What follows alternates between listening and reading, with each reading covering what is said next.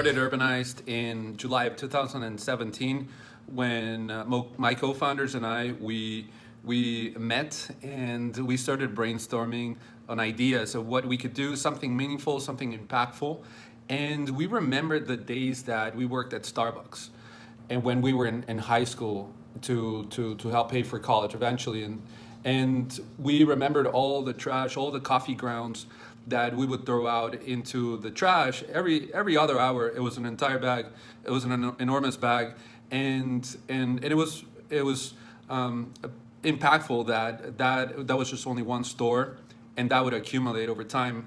And so we thought, look, this is a really big problem because we as a society could be doing a much better job at waste management. And so later on, when I studied economics and in college, it really is at the core of resource management. At the end of the day, how resourceful we are with our natural resources, and so we thought, look, this is something that our survival as a species. It is at stake of how well we manage our resources, how good of a job we do, but then at the same time, how sustainably can we do so? And so that's why our ethos is to live in sync with nature. How can we have a prosperous future, make profitable products that are excellent for the customers, but also at the same time are sustainable and have a good long-term impact on society? So that was really always the premise for us, how to start a company and why we ended up doing it.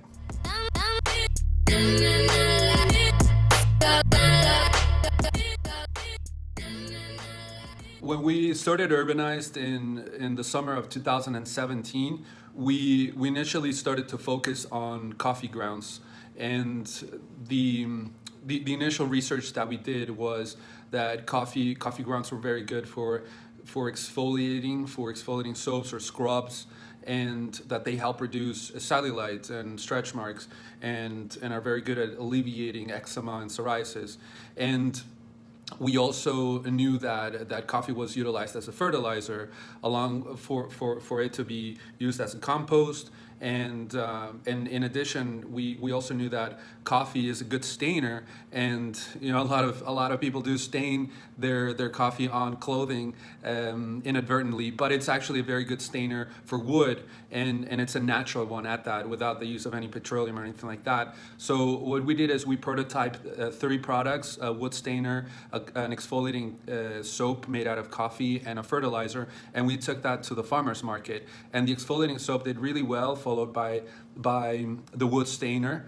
And so we decided to focus on the exfoliating soap so that we can iterate really quickly with our customers, and we can learn from feedback. So we've been focusing a lot more on the beauty product, but then further down the line, after releasing soaps, toners, lotion bars that are plastic free, shampoos and conditioners that are also plastic free, the shampoo bars, conditioner bars, we would like to go back and get into the wood stainers and fertilizers, and it's really such a vast market that one could do a lot with.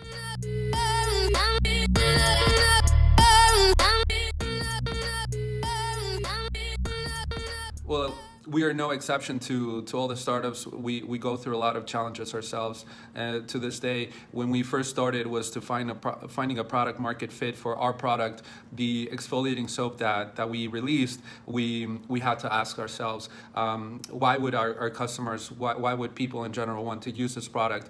And so we did a lot of customer interviews with the individuals that we first started to work with, and then we started to find out what were the pain points that we were alleviating on their skincare. And it was a matter of us differentiating ourselves, because the beauty market is big. So it's a matter of us differentiating how we are different. So in our aspect, it's the repurposing, the eco-friendliness of the company that makes us different, because we go above and beyond other companies that we're not just cruelty free, but we are also palm oil free, because that causes deforestation in Southeast Asia.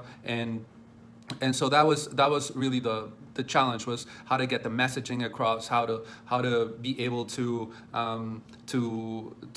get the branding messaging right, but then also how to transition from we first started from farmers market into something that is a lot more sustainable as a company for us.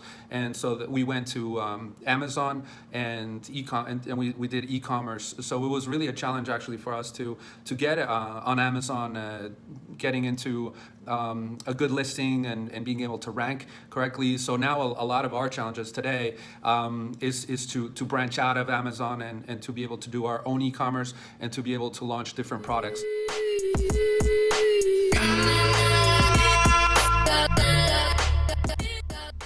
A lot of our motivation as a company in general of being eco-friendly, being a sustainable company, it stems from our love of nature and our I think that there's just really so much at stake. So I think that a lot of it is because we're very idealistic and we're the kind of entrepreneurs where we want to see where we would love to see the world to be and where it is right now.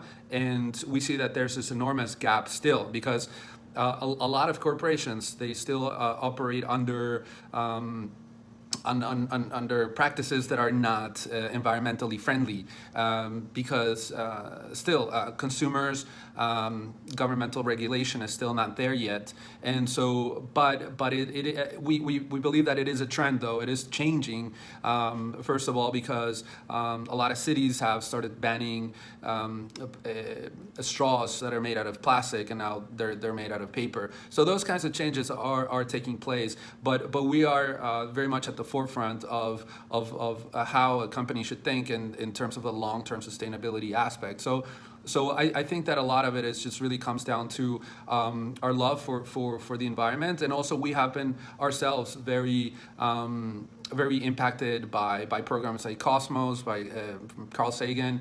I'm a big fan of his, and also David Attenborough.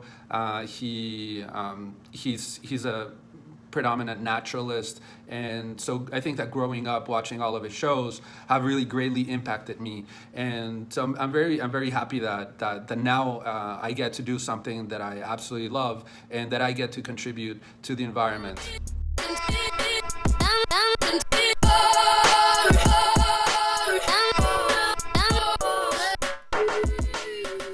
For the next 12 months, what we want to do is we want to release new products that we have in the pipeline. So we recently got a partnership for us to collect orange peels from a local or organic market, and that is utilized to make freshly squeezed orange juice from. And it's the orange peels are dried up by ourselves, and they could be utilized for so many things.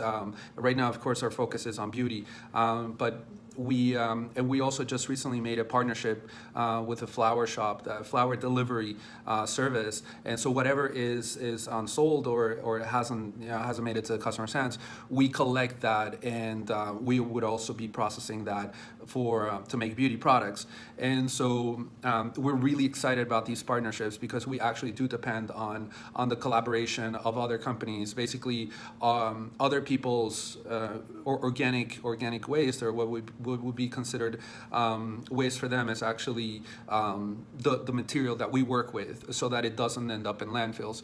And so the initial thing is we actually are looking to launch a Kickstarter or Indiegogo campaign in the next coming weeks, so that we can launch those products. So do stay tuned for that, or you can sign up for our newsletter so that you can be notified when we do launch it on our website, www.urbanized.com. And that is one aspect of it. We also are looking to revamp our podcast, because I think that we could do a much better job at explaining what we do, why we do the things that we do, and things like that, or the cool products that we're going to be releasing.